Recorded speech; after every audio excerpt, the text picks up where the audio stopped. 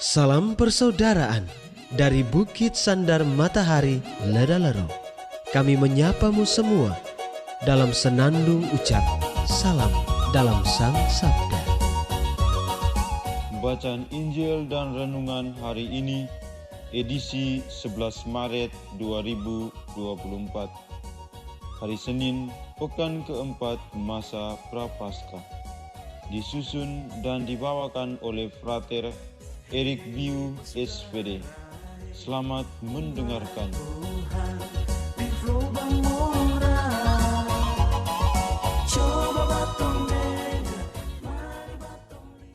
Bacaan diambil dari Injil Yohanes bab 4 ayat 43 sampai 54.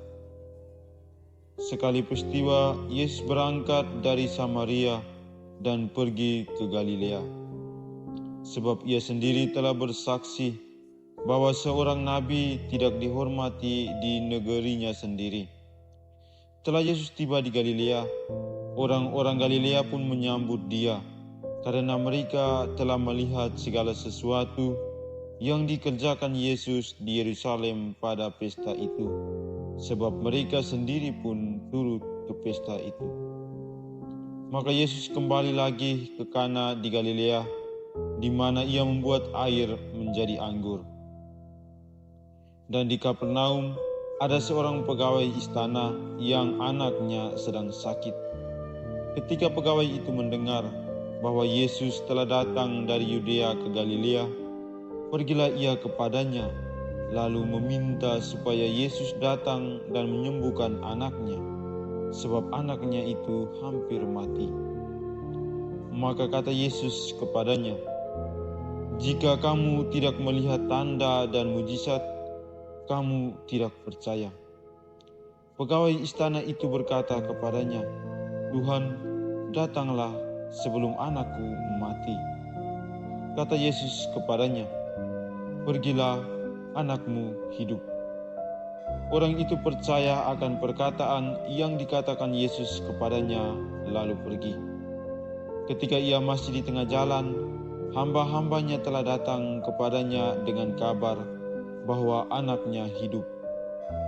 Ia bertanya kepada mereka pukul berapa anak itu mulai sembuh.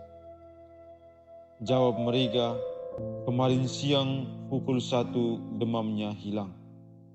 Maka teringatlah ayat itu, bahwa pada saat itulah Yesus berkata kepadanya, "Anakmu hidup." Lalu ia pun percaya, ia dan seluruh keluarganya. Dan itulah tanda kedua yang dibuat Yesus ketika ia pulang dari Yudea ke Galilea. Demikianlah sabda Tuhan. Terpujilah Kristus.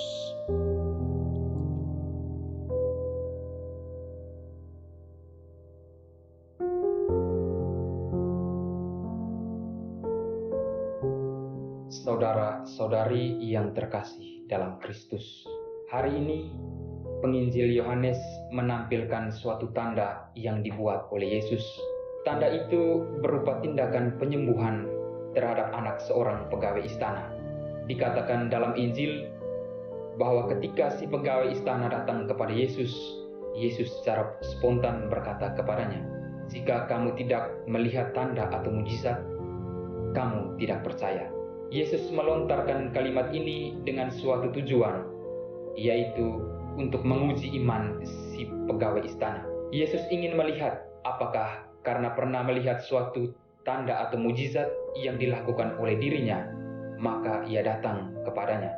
Ya, meskipun pada akhirnya Yesus tahu bahwa si pegawai istana memang datang dengan suatu kepercayaan yang kokoh dan tulus. Kepercayaan itu yang kemudian kita sebut sebagai iman. Iman menggerakkan dirinya untuk berjumpa dengan Yesus. Iman menguatkan hatinya bahwa dalam nama Yesus, semua penderitaan dan rasa sakit akan sirna. Saudara-saudari yang terkasih dalam Kristus, dewasa ini sangatlah sulit untuk menemukan iman sebesar si pegawai istana. Si pegawai istana tidak meminta hal yang muluk-muluk, atau ia tidak menjanjikan apapun ketika anaknya disembuhkan. "Tuhan, datanglah sebelum anakku mati," Ungkapan ini menunjukkan harapan dan sikap imannya. Imannya itu menyembuhkan anaknya yang sakit. Melalui imannya, tanpa kedatangan Yesus, anaknya pun menjadi sembuh. Iman seperti inilah yang kita harapkan untuk dimiliki. Iman yang sederhana, tetapi penuh ketulusan. Iman yang tidak menuntut suatu mujizat, tetapi percaya apa yang disabdakan oleh Tuhan. Apakah iman kita sekokoh dan setulus ini? Saudara-saudari yang terkasih dalam Kristus, dalam kehidupan sehari-hari, kita seringkali berhadapan dengan pelbagai penderitaan dan kesulitan, entah disadari atau tidak. Saat berhadapan dengan situasi inilah kita mulai mencari Tuhan. Boleh dikatakan bahwa keberimanan kita hanya sebatas saat-saat kita mengalami kesusahan atau saat kita mengalami penderitaan. Kita percaya pada Tuhan ketika kita sedang jatuh dan hilang harapan. Sementara itu, ketika kita dalam keadaan senang dan bahagia, kita mulai melupakan Tuhan. Kita mengambil jarak dari Tuhan. Misalnya saja, menjelang ujian atau saat sakit, kita berlomba-lomba untuk datang kepada Tuhan. Kita kusyuk dalam doa dan devosi-devosi. Namun, saat kita sembuh atau mencapai keberhasilan, apakah kita datang kembali kepada Tuhan untuk mengucap syukur? Dari sekian banyak orang, mungkin hanya segelintir saja yang bertindak demikian.